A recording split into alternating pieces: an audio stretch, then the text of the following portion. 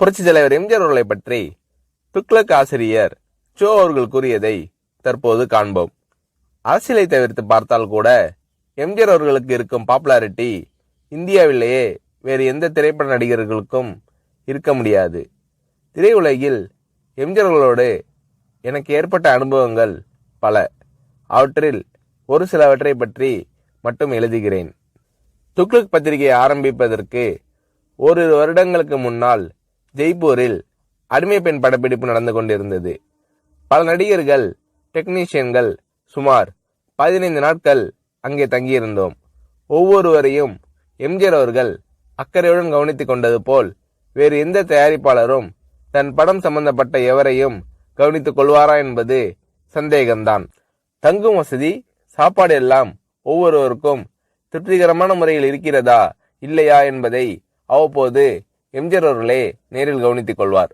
படப்பிடிப்பின் போது ஒரு சில நாட்கள் கடும் வயிற்று வலியால் நான் அவதிப்பட்ட போது எம்ஜிஆர் அவர்கள் என்னிடம் காட்டிய பரிவு என்னால் மறக்க முடியாது. படப்பிடிப்பு தடைப்படுவதை பற்றி எம்ஜிஆர் அவர்கள் சற்றும் கவலைப்பட்டதாகவே தெரியவில்லை.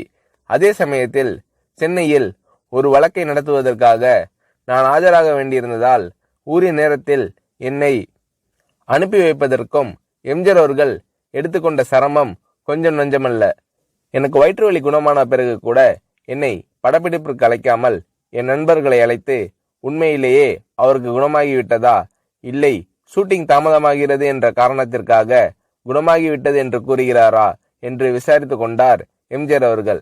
அவருடைய டாக்டரை அனுப்பி நான் பரிபூர்ண குணமடைந்து விட்டேன் என்று அவர் சர்டிபிகேட் கொடுத்த பிறகுதான் சம்பந்தப்பட்ட காட்சிகளை எடுக்க ஆரம்பித்தார் எம்ஜிஆர் அவர்கள்.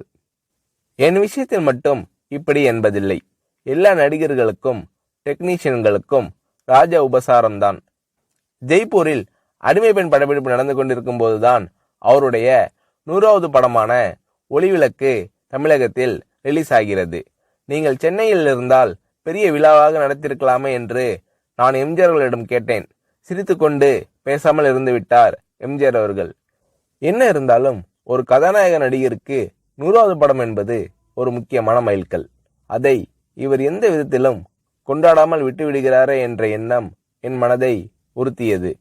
ஒரு சிறிய அன்பளிப்பை வாங்கி ஒரு வாழ்த்து பத்திரத்தையும் எழுதி ஜெய்ப்பூர் வந்திருந்த அத்தனை டெக்னீஷியன்கள், நடிகர்களின் பெயரையும் குறிப்பிட்டு நானே கையெழுத்திட்டு எல்லோரது முன்னிலையிலும் எம்ஜிஆர் அவர்களுக்கு வாசித்தளித்தேன்.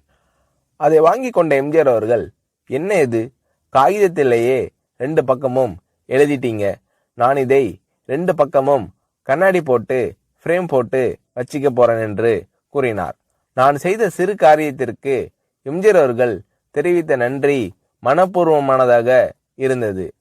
ஒரு முறை ஷூட்டிங்கிற்காக ஒகேனக்கல் சென்றிருந்தோம். நான் போய் சேரும்போது எம்ஜிஆர் அவர்கள் அவுட்டோர் லொகேஷனில் இருந்தார். நானும் அந்த காட்சிகளுக்கு தேவை என்று என்னிடம் கூறினார்கள்.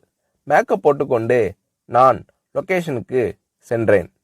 என்னுடைய நண்பர்கள் சிறிது நேரம் கழித்து அங்கு வருவதற்காக காரில் புறப்பட்டிருக்கிறார்கள். இதற்குள் எம்ஜிஆர் அவர்கள் என்னிடம் லொகேஷனில் இடவசதி எல்லாம் சௌரியமாக இருக்கிறதா என்று கேட்டு தெரிந்து கொண்டார். அதன் பிறகு எம்ஜிஆர் அவர்கள் சம்பந்தப்பட்ட காட்சி முடிந்துவிடவே அவர் புறப்பட்டு போய்விட்டார்.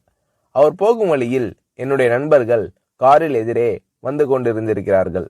அடையாளம் புரிந்து கொள்வாரா மாட்டாரா என்ற நினைப்பில் அவர்கள் எம்ஜிஆர் அவர்களை பார்த்தும் கூட பேசாமல் வண்டியை ஓட்டி கொண்டு வந்திருக்கிறார்கள்.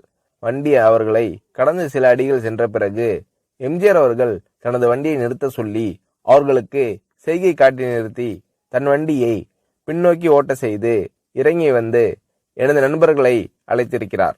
நீங்கள் எல்லாம் சோவின் நண்பர்கள் தானே, இடவசதி எப்படி இருக்கிறது, உங்களுக்கு போதுமா? சோவிடம் கேட்டால் அவர் எல்லாம் சரியாக இருக்கிறது என்று கூறி மழுப்பி விடுகிறார். ஏதாவது குறை இருந்தால் நீங்கள் சொல்லுங்கள் என்றெல்லாம் விசாரித்துவிட்டு அதன் பிறகுதான் மீண்டும் தன் வண்டியில் ஏறி புறப்பட்டு சென்றுள்ளார் எம்ஜிஆர் அவர்கள்.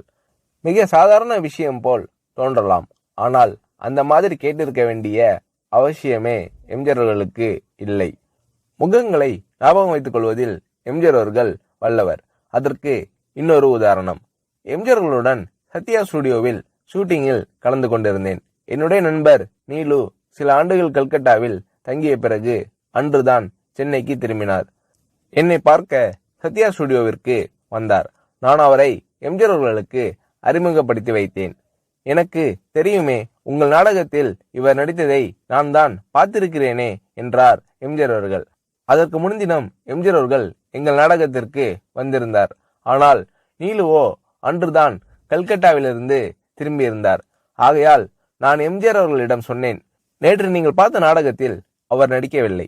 கல்கட்டாவிலிருந்து இன்றுதான் சென்னைக்கே வந்திருக்கிறார் என்றேன். எம்ஜிஆர் அவர்கள் என்னை கேட்டார், நேற்று நடந்த நாடகத்தில் பார்த்தேன் என்று நான் சொன்னேனா? 3 ஆண்டுகளுக்கு முன்னால் திருவல்லிக்கேணியில் என்கேடி கலா மண்டபத்தில் மனமொரு குரங்கு நாடகத்தில் ஒரு அடங்கா பிடாரி மகனின் தந்தையாக அரிசி வியாபாரியாக நடித்தவர் இவர்தானே, அதைதான் நான் சொன்னேன் என்றார் எம்ஜிஆர் அவர்கள். நானும் சரி, நிலுவும் சரி, இதை எதிர்பார்க்கவில்லை. இவ்வளவு ஞாபக சக்தியா என்று வியந்தோம். சினிமா நாடகங்கள், பொது நிகழ்ச்சிகள் என்று பல இடங்களில் பலரை சந்திக்கும் இந்த மனிதருக்கு இவ்வளவு கரெக்டா ஒரு முகத்தை ஞாபகத்தில் வைத்துக் கொள்ள முடிகிறதா என்று ஆச்சரியப்பட்டு போனோம். திரையுலகில் எம்ஜிஆர் அவர்களிடம் நான் கண்ட வேறொரு சிறப்பு, சினிமா டெக்னிக்குகளை அவர் கரைத்து குடித்திருந்த விதம். ஒரு நல்ல டைரக்டருக்கு வேண்டிய எல்லா தகுதிகளும் உடையவர் எம்ஜிஆர் அவர்கள் என்பதில் சந்தேகமே வேண்டாம்.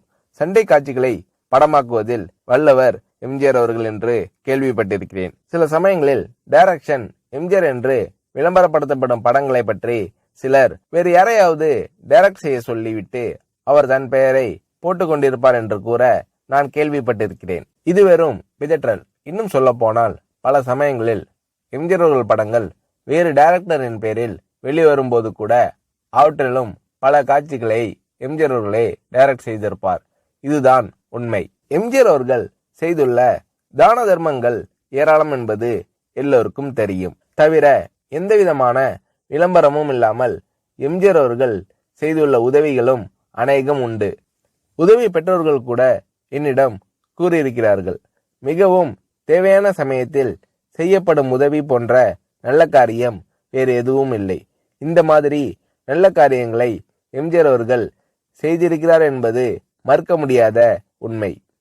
ஒரு நடிகர் ஒரு முறை என்னிடம் கூறினார், வீட்டுல ஒல வச்சுட்டு சோறு பொங்குற நம்பிக்கையோட ஒருத்தர் வீட்டுல போய் நிக்க முடியும்னா அது எம்ஜிஆர் தான், வேறு யாரும் கிடையாது. இந்த மாதிரி மனப்பூர்வமான சர்டிபிகேட் வேறு எத்தனை பேருக்கு கிடைக்கும் என்று புரட்சி தலைவர் எம்ஜிஆர் அவர்களை பற்றி ஷோ அவர்கள் கூறுகிறார்.